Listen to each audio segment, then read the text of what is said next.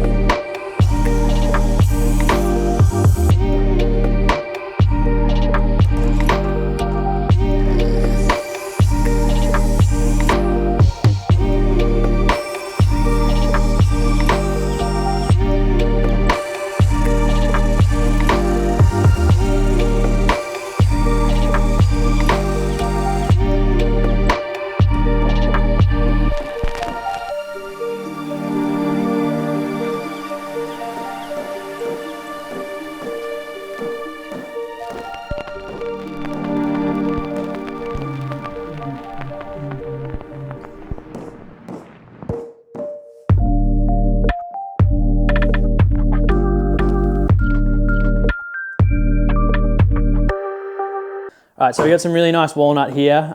We are going to cut this down into various sticks. It's either 50 by 32 mil or 32 by 32 mil, just to keep visual consistency throughout the piece. So that's what we're doing here.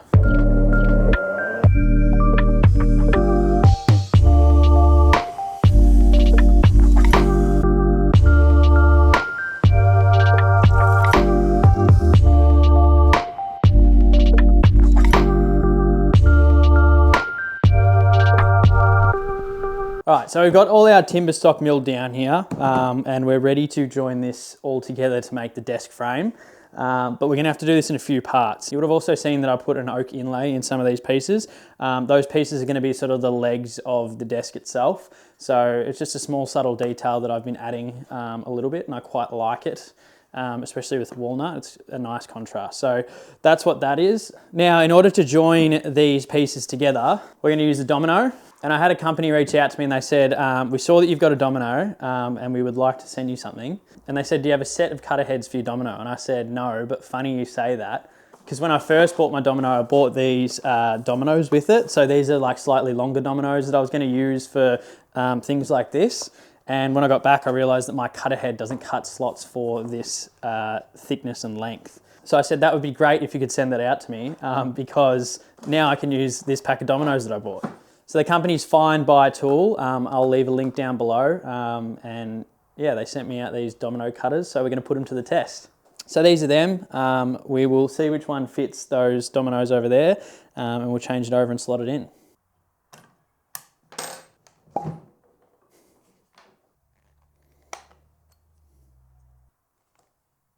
So that's the 5mm bit there and this is the 6.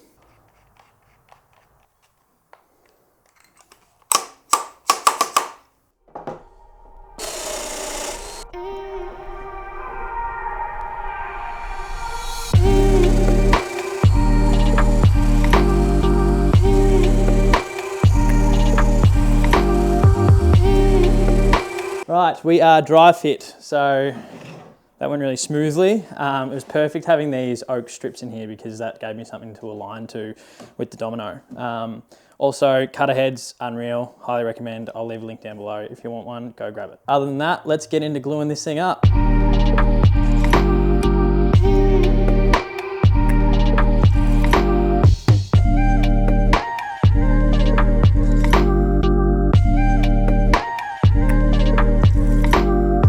right, so we're going to get steam bending now, and we're going to make a form. So I've got my router attached to my really well-made circular router jig. So I'll make a few forms, we'll screw them together, and then we'll cut down some walnut strips and get to steam bending.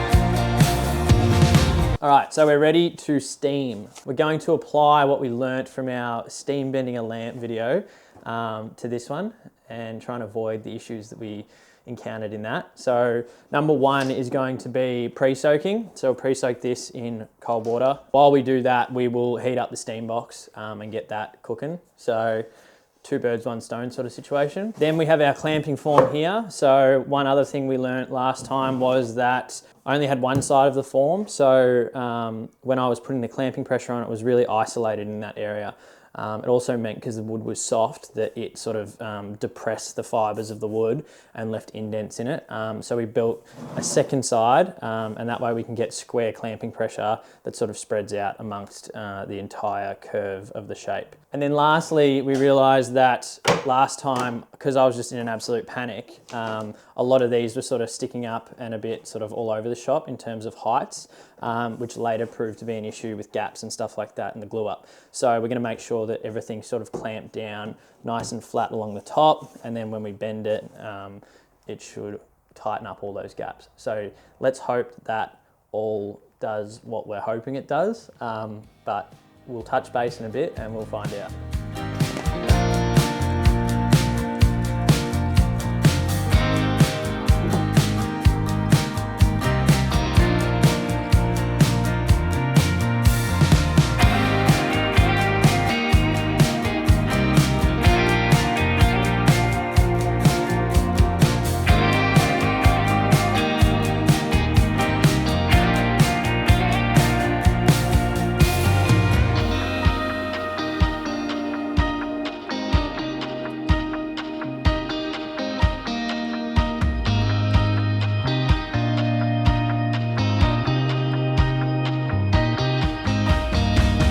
All right, we're ready to take this out.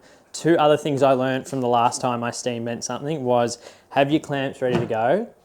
Actually, three. Have your clamps ready to go, have a lot of space around you to be able to work, and then, no, only two. Now I feel like I'm forgetting one. Nope, just two. I think that's it. Have space and have clamps ready. So let's take them out.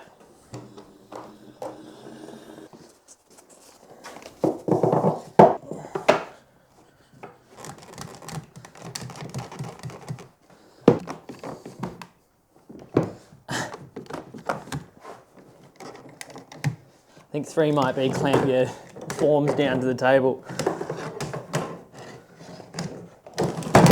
Fuck. All right, we're clamping our forms to the table.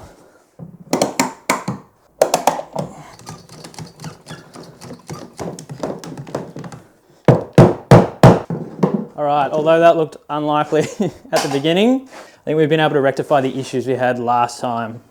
So yeah, I'll show you the nice tight gaps.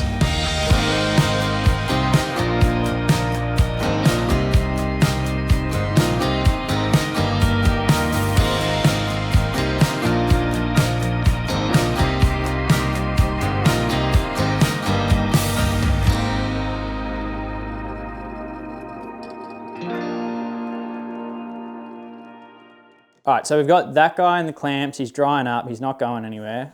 He's clamped down to the table very, very securely. So in the meantime, we're going to sand this down, get rid of all the ugly glue squeeze out, make it a nice pretty box, and then we might get stuck into the actual drawer boxes themselves, and then we'll just bounce back and forth between the two. So as we're gluing up parts of this, we'll be making parts of this, and so on and so forth. So if you see me jumping between walnut and oak, and back to walnut and back to oak, that's why. So right now we're going to be working with the oak.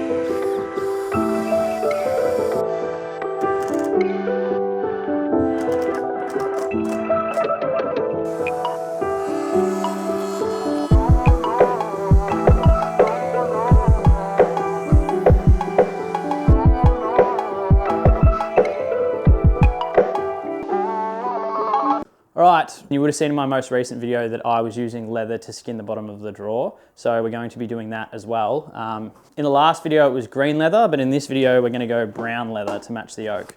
Or not match the oak, to contrast the oak. So that's what we got here. So we'll get stuck into making these boxes.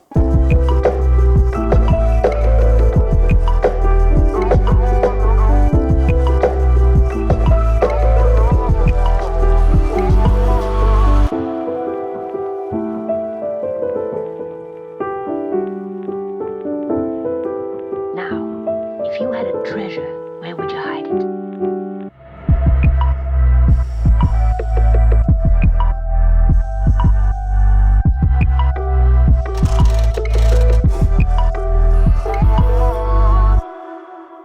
All right, we got the banana out of the clamps and it's looking pretty flat, which is a promising sign. So we'll get to clean it up and then we'll get into gluing the second stage of the frame glue up together.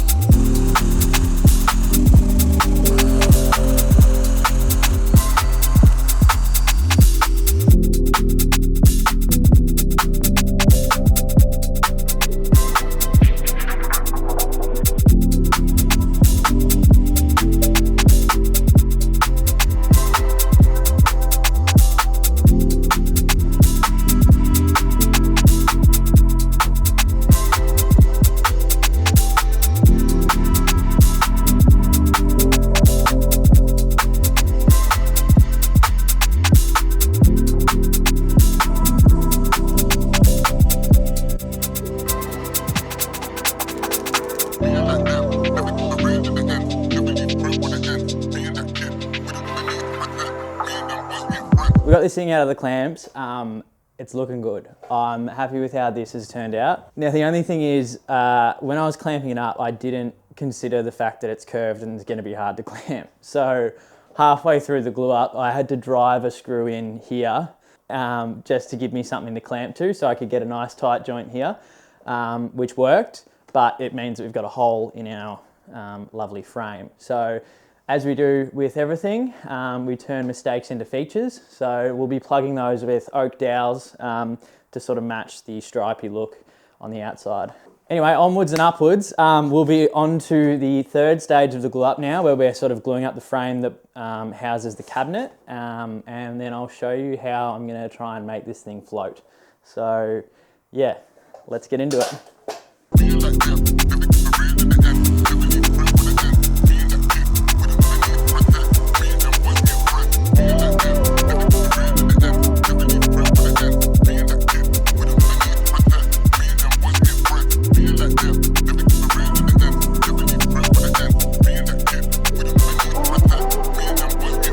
All right, all this just to draw a couple of lines on there to cut the dominoes.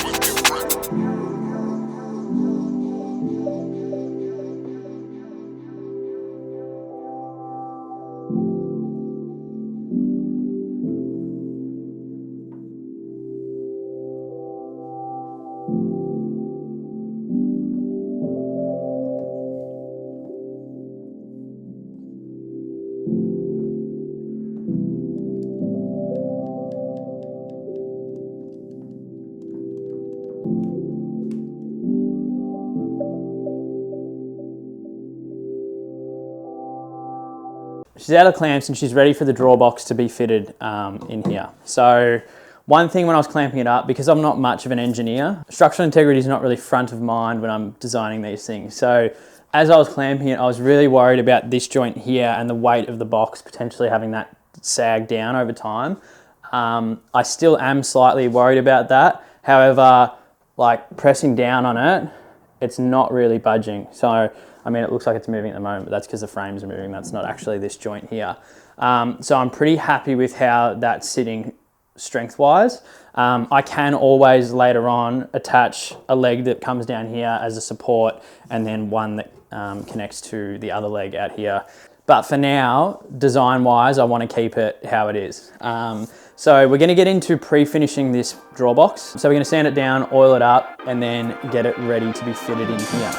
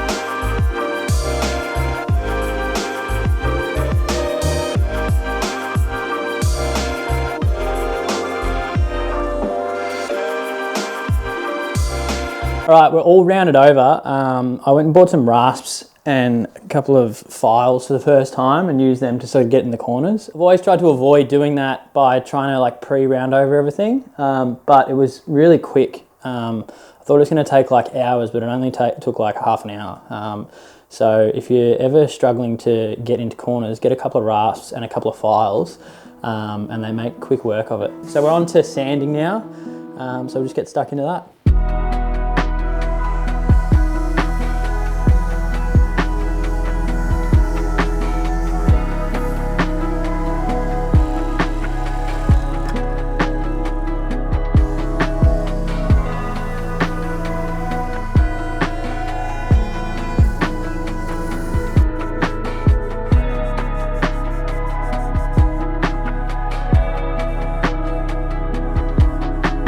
All right, we're fully sanded and now we're up to the fun bit, which is making this cabinet float. I changed my plan slightly. You would have seen that I had an oak support that was running through the middle here, and I was only having a single oak support.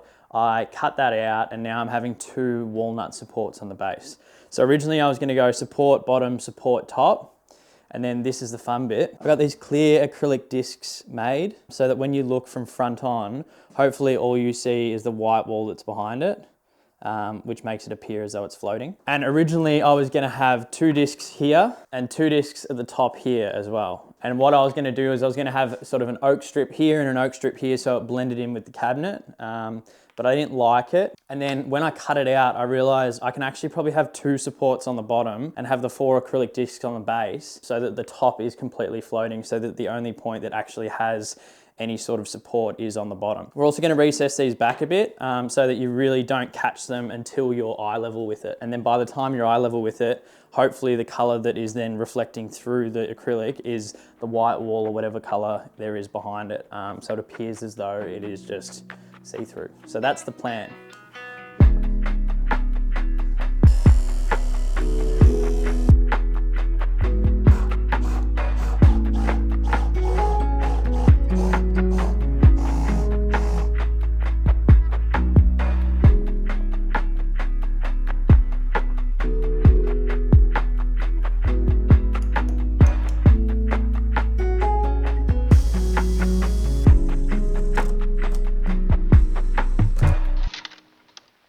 I think I've succeeded. I think it's floating. That's so good. I honestly think that's a game changer, having the support from the top not being there. I still am worried about this, but it's pretty bloody rigid. I'm wrapped with this. This is so cool. So we're up to the last stages. We need to plug these holes. We need to round over the supports under here. So we'll take the box out and do all that. And then we'll do our final sand and we're ready for oil. How good?